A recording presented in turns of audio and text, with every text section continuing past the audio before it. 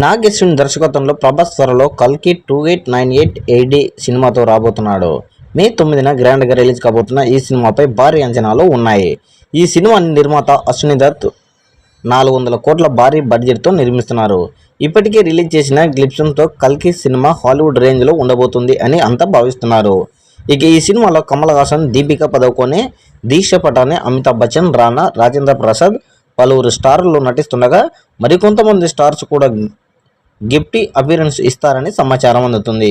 ఇక కల్కి సినిమాతో మహాభారతంలో మొదలై 2898వ సంవత్సరంలో ముగుస్తుందని, 6,000 సంవత్సరాల మధ్య జరిగే కథ అని ఇటీవల దర్శకుడు ఒక ఈవెంట్లో చెప్పిన సినిమాపై మరీ అంచనాలు పెంచారు. తాజాగా మూవీ యూనిట్ కల్కి సినిమా ట్రైలర్ అప్డేట్ ఇచ్చింది. కల్కి సినిమా ట్రైలర్ ఏప్రిల్ 9న రిలీజ్ చేస్తామని ప్రకటించారు. దీంతో అభిమానులు ఆసక్తిగా ట్రైలర్ కోసం ఎదురు చూస్తున్నారు. ఇక ఈ సినిమా మే 9న గ్రాండ్గా వరల్డ్ వైడ్గా రిలీజ్ కానుంది.